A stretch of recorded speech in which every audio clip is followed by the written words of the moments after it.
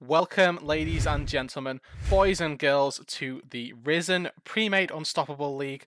I'm Rudude1 casting for you this Omega Gaming Lunar versus Unknown Zoo. I'm joined by the one and only, the man of many aliases, 9 times Sam, the Omega Gaming Unleashed jungler that for tonight we will be calling Samalcrum. How are you doing? I am doing great, Rude. Glad to be on the cast, and we are already into picks and bans between Lunar and Unknown Zoo. Indeed. And we were talking about this before the cast before we went live, but we really didn't know where anyone was going on the Unknown Zoo side until we found ourselves in the custom lobby, and we see the gangplank taken away from Han, the Unknown Zoo's top laner, and their Kindred Warnchick Kibe getting banned out as well. Yeah, we do. So lots of target bans coming out as the draft goes through, something that we were expecting to see here. And Luna here picking up that first pick Ezreal. Do you want to talk about this Ezreal priority that we've seen with just the Varus nerfs and this sudden Yeah. sort of first pick with Ezreal preference? Yeah, certainly. So, it's I'm of the personal opinion that Riot needs to take a mallet and break both of Ezreal's kneecaps because no matter what kind of nerf you throw this guy's way, he's still a B1 pickable champion.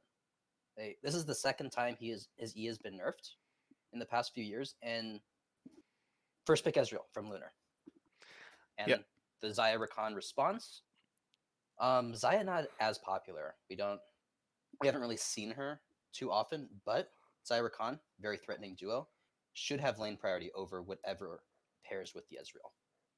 Exactly. So, Zyra can't typically used for potential level 1 engages as well when that Ezreal doesn't even have the Arcane Shift available.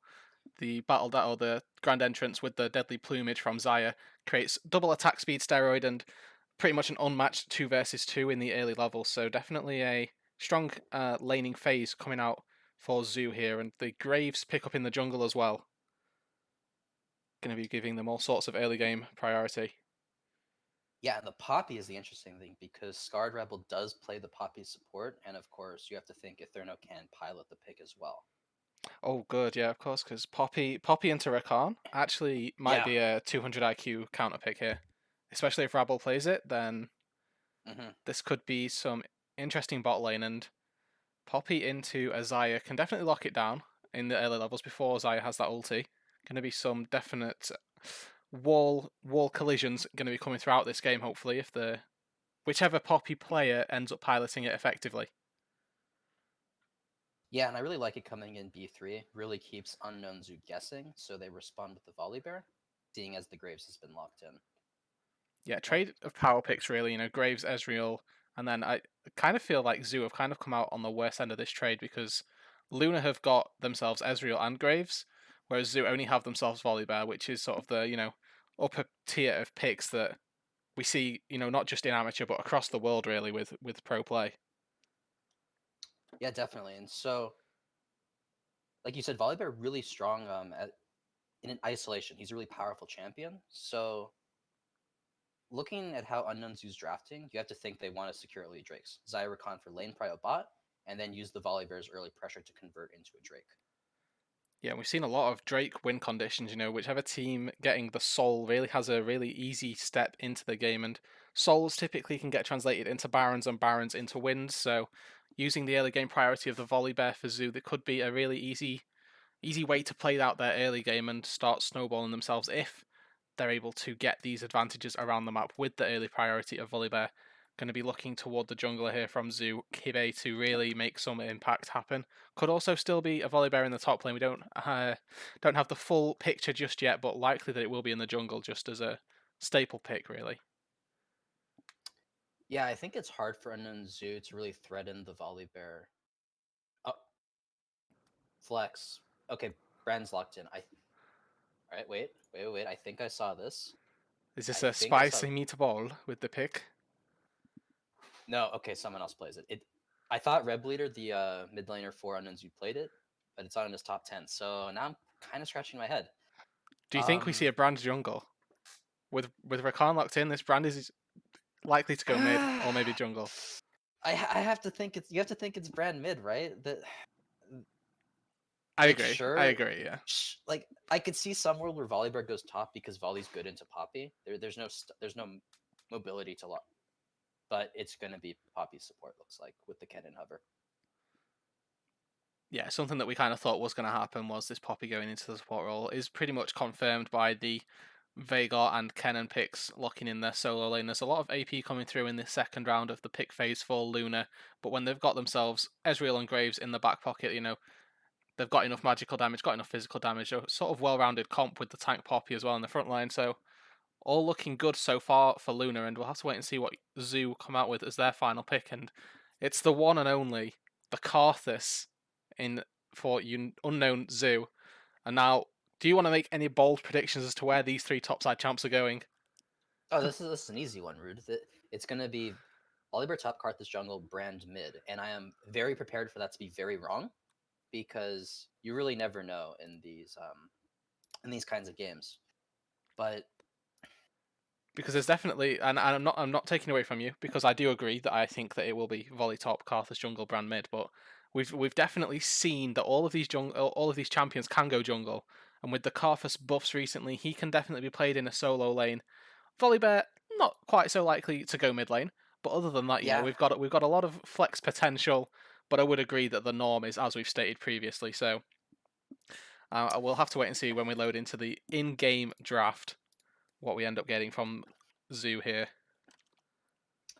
yeah, and looking at both these comps, I'm thinking Unknown Zoo's gonna have a really hard time aggressing onto Lunar's comp. You have Poppy Vigar, then their job Vigar and Poppy, their job is made pretty easy this game. There's not much you have to lock down. You're locking down Volibear charging at you. You're locking down Rakan threatening to quickness engage. And so it means that in river fights, in jungle fights, the Vigar and Poppy have so much value. Even the Kennen. Um, Vigar Poppy stuff the initial engage of the Rakan volley, and then Kennen comes in with the slicing maelstrom to clean up the fight and allow Lunar to re-engage. Because you look at their comp and they don't have much to go in with. They're really relying on skirmishing and allowing Unknown Zoo to engage onto them and denying that engage.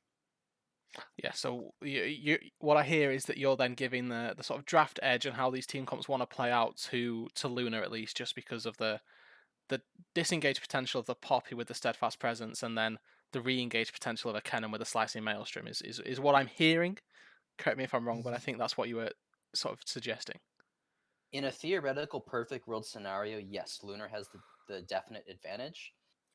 We have seen time and time again Poppy, like these kind of counter picks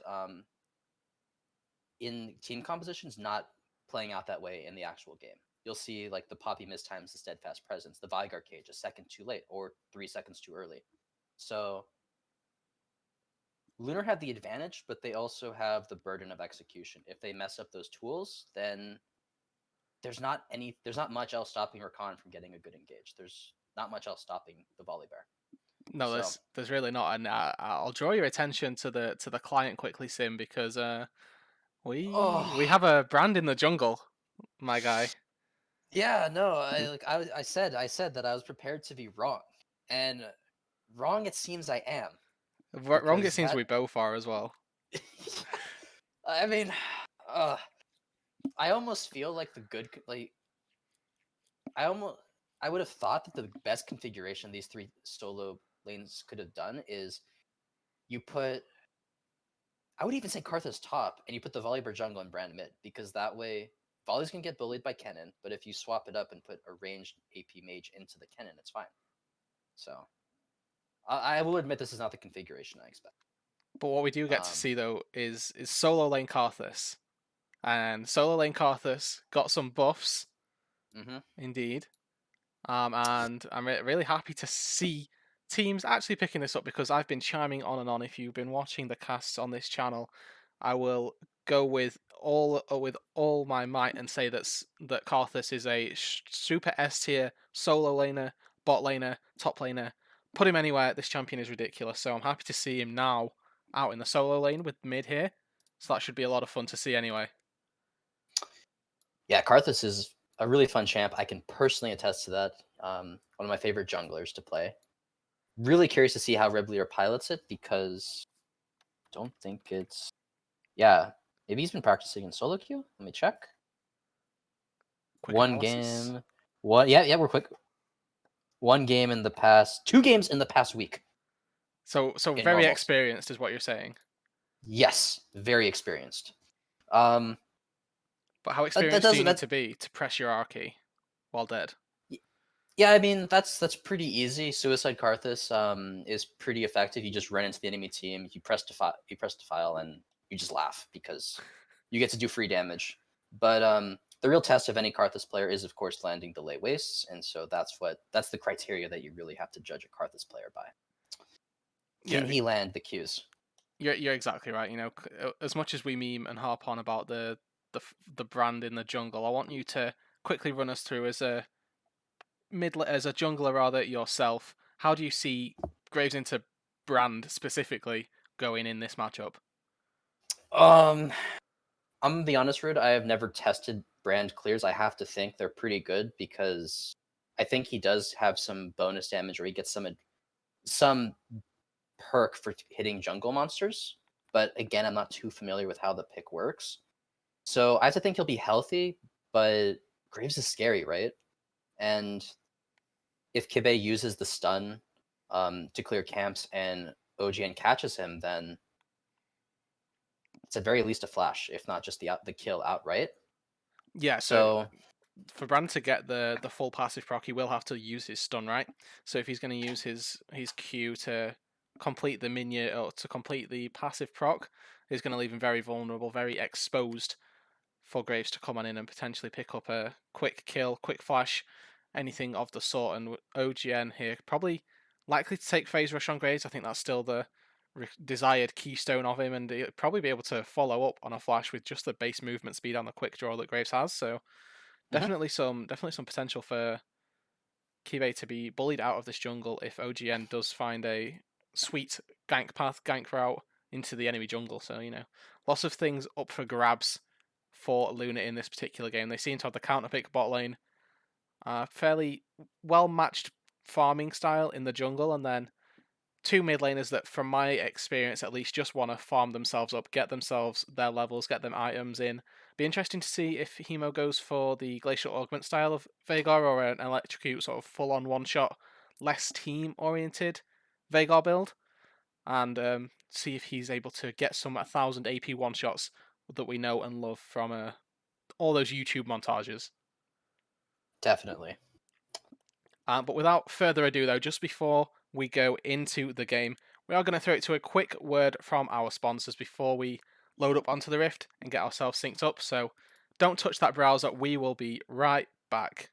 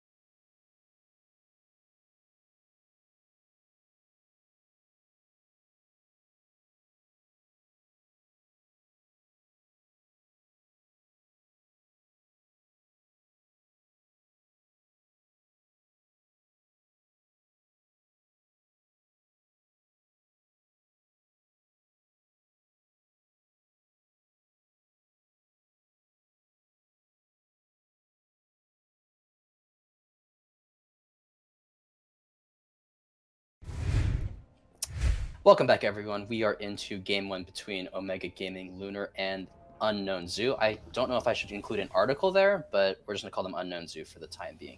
And it is, in fact, Kibe on the Dark Harvest brand jungle. Certainly the first time I have ever seen it in an amateur game. I don't know if you can say the same, Rude.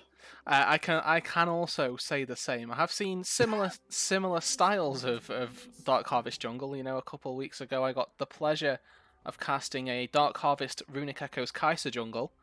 That was definitely an Oh, experience. It did not go as well as you'd think it would, just off the wait, basis of it, because Kaiser Jungle, that well-renowned pick, and then also going AP as well. We've heard kind of of strange. that. So Rude, now that you've mentioned the AP Kai'Sa jungle, correct me if I'm wrong, but was there not an Ornn mid and a Scion top, or the reverse in that game as Yeah, well? Ornn and Scion solo lanes.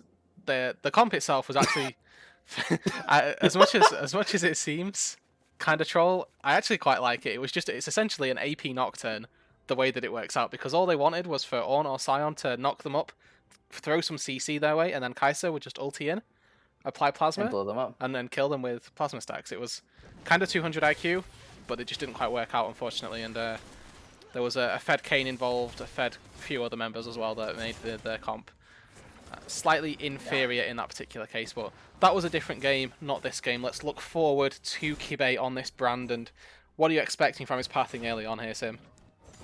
Well, as you can see on the screen, both junglers opting to get a double leash from their bot lane. So, ooh, and a good stun onto Kirk, but not too much damage.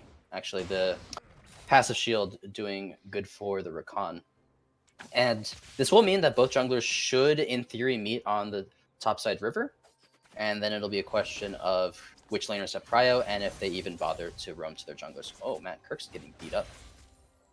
He's taking So, a little bit of poke for sure, and level 2 oh here. no. Oh no. Oh, okay. So only 16 characters and Kirk doing the wise thing of backing off so the Poppy cannot get the dash in. Yeah, they nicely And backed away from the wall right there, so they didn't get slammed on in. And quite a lot of damage would have gone their way, but nice mhm. adaptation to the Poppy matchup, keeping themselves away from the walls, keeping themselves fairly central in the lane as well, which not something that you always see, because it does mitigate the amount of distance you can get from the enemy ADC. So we'll have to see whether or not humanity can pick up some rogue auto attacks while these guys are having to position a little bit more different to how you used to in bot lane as well. Oh, look at this. You see the pings onto the Raptor camp I by do. OGN and Hemo. This might be. Wait. Oh, I actually thought OGN was gonna keep going. Can the camera go up there? The cam's on them. I'm talking about it. Oh, you are You okay. tell me what Okay. to look at, and the stream will see. Oh, thank you. Okay. All right. I'm I'm here just to used to auto enable you. director. Okay, that's fantastic. All right. Well, nothing came. Nothing happens. What? Wait. What we have? Wait. Kimmy. Wait. Kimmy thought that the red's gone, but the red's. I don't know. I don't know what's going on. So many things are running contrary to my expectations. Zyrakan getting shoved in early. Not what I expected. I think Kibe opted to just get the bot scuttle. And now he's going to lose the red. But I can't really blame him for that. He didn't actually. He assumed that the red was gone and the red should have been I gone. think Han is going to ward it now. This could Oh, man. be. Oh, Well, here we are. Volley's going to go and going to land the stun, but backs up immediately because the quick draw came out from the Graves. this is And weird kerfuffle going on the top side. And yeah. I say kerfuffle. Do you know what I mean? Is that just a British thing, or is that something that No, no, no, no. actually? I've used that term myself when Okay, describing good. weird. Yeah. Kerfuffle is definitely. So in the end, Kibe does secure the red buff after what, like 2 invades from OGN and double rotations from solo lanes. So If if I'm not mistaken, right, OGN could have just taken the red buff the first time he walked in, yeah, he because definitely could have. Kibe assumed that the red was already gone, and they kind of played this game of chicken where, have I taken your red buff, have I not taken your red buff? And instead they end up trading scuttles, and Kibe's path there has been, slightly altered, we'll say. It looks very weird if you were to look at him on a minimap, as he sort of does a full bot side clear. Half of his, or the Raptors on his top side, walks down to hit the bot side scuttle, and then walks all the way back up to the red buff. So definitely not your most efficient pathing on any jungler, particularly, but it's somehow worked out in his favour, and both junglers effectively just getting a full clear and a crab for themselves. If I'm not mistaken, that's fairly even Yeah. trade. Yeah, way more even than Kibe had any right to get. Because if you're Graves into an immobile AP jungler, then um, the brand is, for lack of a better term, I'm not going to say it. You cannot do anything as brand against Graves if he gets on you. You can stun him, but then the phase rush kicks in and he runs you down. So OGN should not be afraid to take those fights. And you see in the top lane, Eterno is just hammering on Han. He cannot do anything, and this is how this lane goes. The Kennen has tons of prio, just free autos, and I don't know if the stream caught it, but Eterno denied a cannon and a significant amount of CS under tower. So Yeah, we just Lunar's sitting missed that. We were accidentally spectating OGN for getting all of his buying purposes, but saw on the minimap Okay. for sure that if Inferno here really has denied a lot of CS to Han, and he's actually gone for the Balmy Cinder first, alluding to that Sunfire Cape style, maybe rush coming out from Volibear, and I'm pretty sure that Inferno is going to be going for this AP route, pretty much confirmed by the Proto Belt components being picked up here. So the early HP and the wave clear that the Balmy Cinder provides, if he specs anything more into this Sunfire Cape, then I'm going to be a little bit disappointed, because he needs to start either picking up some MR or picking himself up some damage so that he can go and combat the cannon in the top side. Yeah, and if you look at the gold, there's a 700 gold lead right now for Lunar, and excuse me, it is entirely off of Eterno and the what are these? I want to call it Relic Shield, but it's not Relic Shield. The Steel shoulder guards. Yeah, so I actually don't know why the Rakan opted for the Spell Thief's Edge. I'm scratching my head at that one.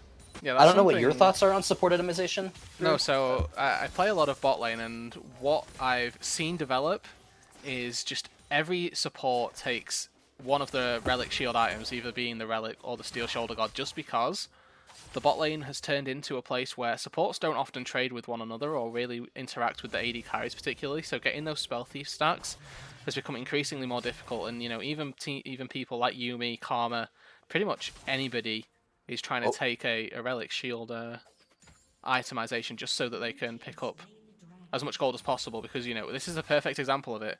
We've got Rabble here on Poppy, got himself a 300 gold lead effectively, and that is coming purely from the support quests. Yeah, and you're absolutely right. The guaranteed income is so powerful. Like, Spell Thieves is not guaranteed. You have to land your skill shots. You have to be in a position to aggress, and that's not always the case in bot lane. So, and Kibi getting a blue buff steal, but gonna run into a Thurno. Slicing Maelstrom is available. Yeah, he's dead. He's just dead. I don't know about the flash there, buddy, but I guess he got the blue buff, so... Hashtag worth in all chat for anybody? Indeed. But I didn't mention this on stream, but I'm mentioning it now. That was a good attempt on the Grand Entrance. And here comes the True Shot Barrage. Gonna get the Xayah ult out. Quickness popped. Steadfast Presence is late. Heal coming out from only 16 characters, and Humanity picks up the kill onto Kurt. Oh, my mistake. That was a really nice flash from only 16 characters. Unfortunately, didn't have the damage to go all the way through, and Humanity was able to pick up Kirk. Kirk not using flash or ignite. I feel like if he burn the ignite or something along those lines, using the flash to maybe dodge a skill shot, then that 2v2 could have definitely gone the way of Zoo. So, unfortunate to not use all of their summoner spells there. Maybe if they had done so, would have been a different scenario down in the spot side. But with that said, Rabble and Humanity are just going to be able to hopefully push in this wave and get a reset with that gold that they've got from the solo or from the kill in the 2 versus 2. But Kibe's here. Oh, here comes the Requiem. Almost going to blow up Humanity, but he pops the potion, maybe gets out of here. Okay, the stun onto Kibe, and going to land the Essence Flux and Mystic Shot combo. Yeah, really nice play from Rabble, actually. Walks in, takes Kibe away, prevents any of those blaze damages coming through, and saving his AD carry. Perfect support play, essentially. Very well done from Scarred Rabble down on this new Poppy support pick, actually. Yeah, this is... I said I got cut off because we had that fight, but what I said in loading screen is either this game is a bloodbath because everyone's fighting because they're overextending, or no one's dying because there's just very little setup on both sides. And as expected, 2 kills in 10 minutes. Not a very bloody game. Yeah, definitely not for... 2,000 gold lead, though, at 10 minutes. And this is all just essentially farm leads. Obviously, you get 700 gold from the first blood and the kill down bot lane. Maybe a little bit more if you count in the assists, but definitely not attributing the full 2,000 gold lead by any margin. And we just look at the farm discrepancies a little bit. The majority of the farm lead is up on this top side. Eterno really bullying out this Volibear on the top side, and as I requested, has picked up some magic resist. Got himself the null magic mantle, maybe working towards the Mercury treads, maybe even a Spectre's cowl, just in case he wants to get really tanky. Grab himself a Spirit Visage later on to enhance his own healing, but Eterno even under the turret bullying and a gank here. This is not going to work. There's no way this works, right? Yeah. Protobot forward, slicing Maelstrom. Eterno picks up the kill. And can he trade it back? Can Han trade it back? The flash coming out. And Volley going to follow, but yeah, Eterno's out. The True Shot Barrage just to escort Eterno safely. 1v2 kill on the top side for Eterno. That's not good if you're a brand jungle. That now gives free agency for OGN down on this bot side. Not going to find a gank particularly, but does have the Rift Herald in his back pocket and just going to put it down immediately. Probably gets 3 plates here, maybe the full turret, but I actually doubt they get the full turret with this. No, the wave's not big enough, and they won't execute it because they didn't do enough damage. Yeah, can they get the last plate? Get the last plate. No wave. So, so close. But just the 2. Yeah, still a lot of plates. You saw Eterno took 2 plates topside just off of lane pressure alone, the advantage he gets in the Ken and Volley matchup, and we can look at the gold from. Oh, well, maybe we can look at the gold because Humanity does manage to get out of that sticky situation. So pretty significant gold lead on the top side of the map. At 1,400, this is the 2 kills, the CS discrepancy, the plate difference as well. OGN gonna go onto the card. This flash forward using the heck. Oh. And they get the card this flash. Yeah, so flash for flash traded in the mid lane there. OGN forcing out. Well, actually, it's more Hemo forcing out the flash with the cage coming up. Yeah, and the GLP cage, as well. Shield. Yeah, the Super Soaker. It's going to be that supportive style Veigar coming out then, not a Ludens, not a Seraphs or anything that would be more devastating in a one-shot, but, you know, Veigar, rather unique position of being able to build or get AP without necessarily building AP, just from his passive, so has damage coming from his last hits, from his ability to hit champions and all of that good stuff. So we'll have to see if he's still got that potential. And I feel like if Rev Leader did get stunned up there, would have almost certainly fallen, especially with the collateral damage in the back pocket of OGN as well. Yeah, it was a good attempt, and I don't think Hemo needed to expend the flash. And we see on the mini-map that Omega Gaming Lunar just use the lane priority they have. They just walk in and take the Drake, and they're going to keep doing this until Unknown Zoo is either too behind to ever even try to contest, or Unknown Zoo realize they have to contest as the Drake is spawning. Yeah, we've got currently, it's going to be a Cloud Soul, so, you know, the lesser of all the souls particularly, but, you know, the base move speed, never to be scoffed at. The ultimate cooldown reduction as well, 20% if Lunar do end up getting themselves the soul. Going to be happy nonetheless. Just, you know, any buff is a good buff, and what it does do is open up the gateway to that Elder Drake, which will be invaluable for Omega Gaming Lunar. 4 damage dealers and a Poppy with kind of absurd base damages as well. They're going to be... Oh, here comes the Eterno. I think he's going to get a killer. Slicing Maelstrom's pop. The flash coming out from Kibe. The Protobelt forward. And he is melted. And the first tower is taken on the bot side of the map at the same time. Teleport coming in from Hemo. Are they going to try to go onto Reb Leader? He has no flash. Okay, there's the True Shot Barrage, but does not quite land. They're going to choose to go on the Volibear instead. Okay, Humanity dodges out on the ground entrance, but gets picked up by the quickness. Do they have the damage? Does not look like they do. Oh! Okay, I guess they do have the damage. Wow. The Blade Caller doing so much damage. That's not a double kill for 16. Only 16 characters. That's still a 2-0 though. Yeah, it's still a 2-0. Yeah, that's great. Like if you they're gonna be so happy with that anyway, though. You know, 2 kills on the bot side on, you know, what was what is a losing lane effectively. Somehow, you know, Ezreal Poppy really, with the help of the Herald from OGN, has been able to take down that turret and then picking up a 2 versus 2 kill. You know, KK actually using his summoner spells. They do pick up 2 kills down on the bot side, and that's going to slow down Humanity and Rabble quite substantially into picking up the Iceborne Gauntlet, it looks like right now. But overall on the map, did see kill up on the top side again. Etherno really bullying out Kibe actually, not just his lane opponent, translating his advantage across the map, making Kibe regret this immobile jungle pick. Picked himself up essentially. It is 3 kills versus the jungler, none against the laner, and this is not going well on the top side, but a little bit of hope from only 16 characters and Kirk down bot. Yeah, and while we take a minute to catch our breath as the Herald's taken, I invite you, Rude, to look at the Rakan. If you have the chance to mouse over on his support item, you'll see something very, very discouraging. Discouraging. Do you want to talk to me about this Ardent Sensor pick? Well, no, I'm not. No, I'm looking at the Spell Thief's edge and how close he is to. Oh, meanwhile, Kibe is going to get slicing maelstroms again. Man, this poor Brand cannot catch a break, and Karthus is going to go down as well. Combo coming in from the Graves, but Humanity picks up the kill. Probably justifiably so. He did invest the True Shot Barrage, so that kill's rightfully his. Yeah, Herald is popped, second Herald, and this is mid tower going down, and they're gonna get the second charge. This is going all the way of Lunar right now. 5k gold lead coming in for them. 2 turrets off of the 2 kills they just picked up. Etherno here, really not messing around. If he sees Kibe in his jungle in any form of Summoner's Rift, he's just trying to press R and kill the guy. So 3-level lead on the jungle to top matchup. And yeah, I'll let you continue your point rather about Kirk and this awkward spell thief's edge. Well, there's a lot of awkward things about this game. It's just that the draft is unfortunate, but you can't do anything with the draft now. What you can do is make intelligent itemization choices within the game. And Spell Thieves is not it. It is. We are approaching 17 minutes, and he is not even close to finishing his item. He has no wards. So an already difficult game for Unknown Zoo is made even more difficult because they have no wards. Yeah, and he's not getting anything. He's not getting any hits on champions, any hits on turrets either. He's just walking around.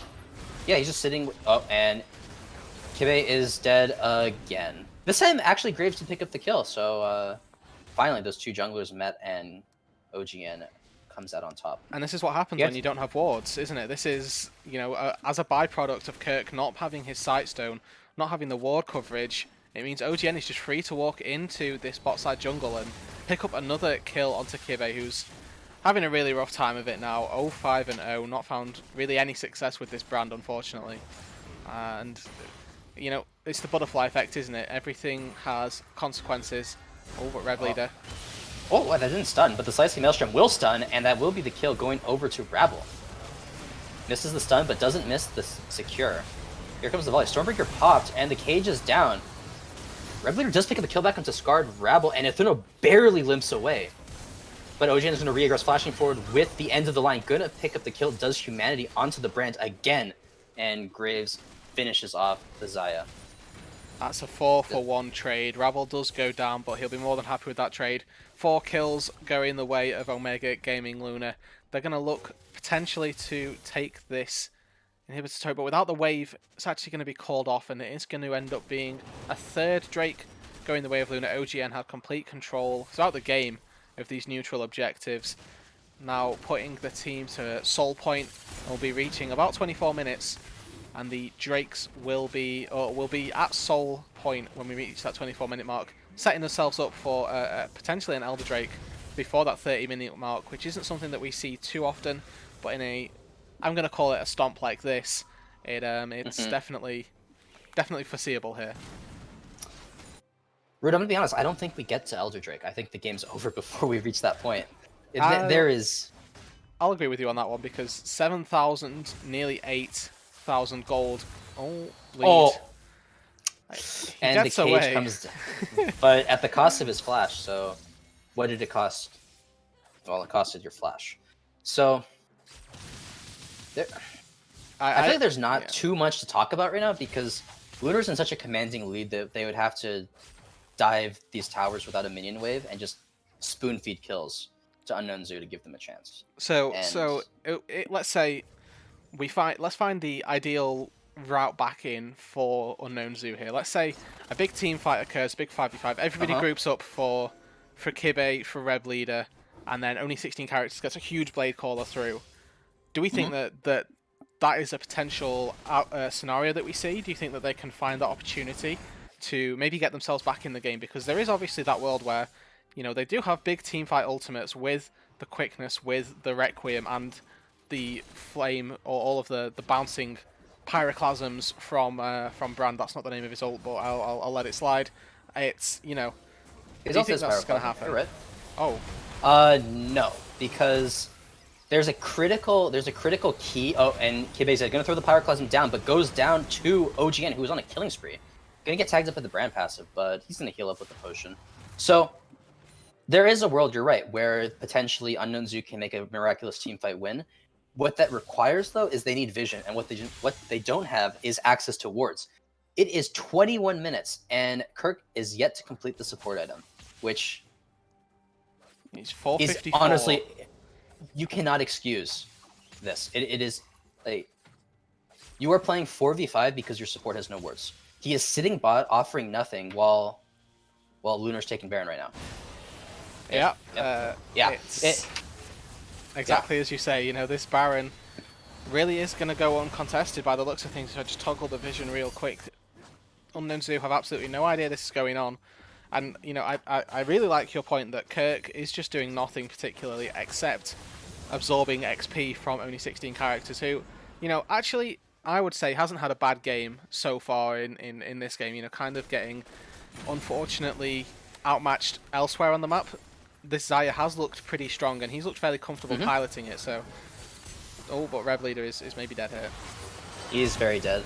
Oh, he flashes forward, maybe trying to finish off Humanity, but this Requiem will not do enough, sadly.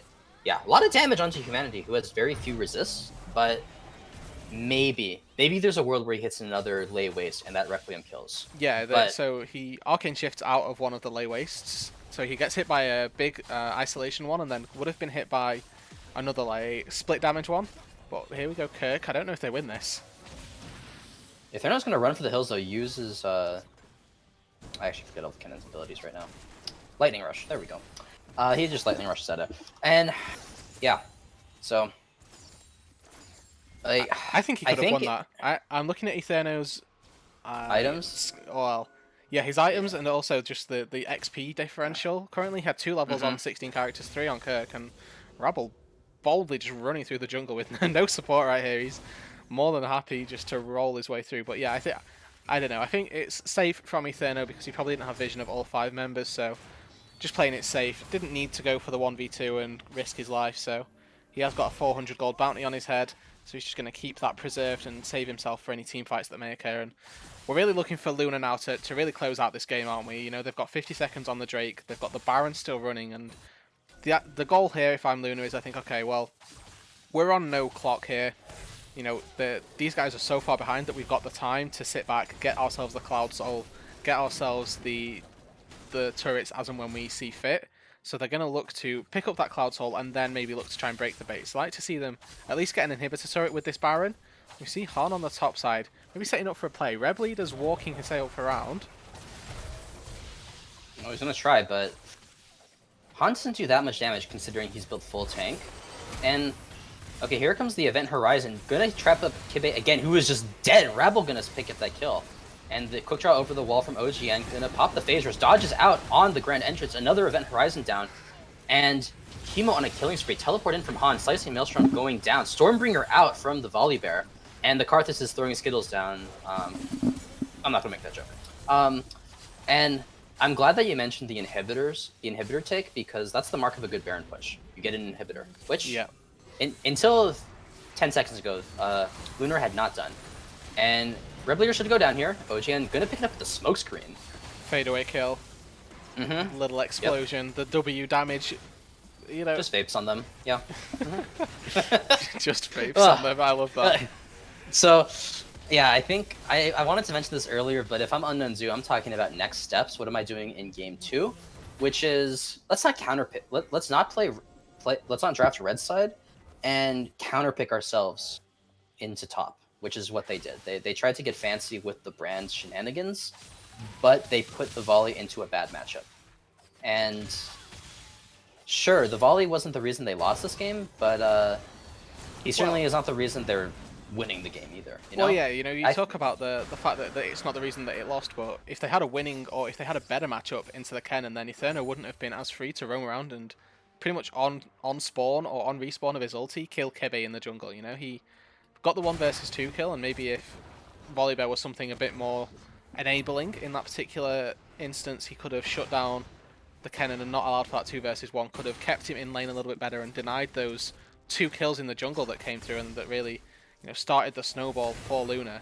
So mhm. it, yeah, agreed. The top lane matchup needs to be something that they can work on, have a look at, but with as with anything, you can see it at home that Kibe is not having the greatest time on this brand jungle, and that's also something that kind of needs to alter for game number 2 as well. And again, as always, would like to just point out that the bot lane here for Unknowns have done really well, but I might not have the time as Han. Oh, they tried to set up the Event Horizon Poppy stun combo, but does not quite land. The True Shot Barrage Essence Flux combo does, but Han limps away to fight another day. Yeah, and But that this is tier that 2 full top tank. tower. That is the full tank volley that we were talking about. Humanity just dashes on in under the turret, does not care. Has the death stance. He's going to be able to sustain himself back up. Has the red buff at level 11 as well, so a lot of health regen coming his way. Good poke. Good luck killing. Good luck killing this Ezreal. It's with the Night's Vow, with the red buff, with the Death Stance, and the Iceborne Gauntlet. This tower should go down. Another Mystic Shot finds its way onto Red Leader. Their wave is dwindling though. This wave's almost got the flash forward, slicing Maelstrom Protobelt combo. And if Thurno is unstoppable, this should be game. Requiem coming out, going to shut down Hemo. But Quickness comes out, the Featherstorm as well. Can she find a good Blade Callers? Oh, flashes and attempts it, but Ooh. the collateral damage does finish off Kirk, and that will be the game.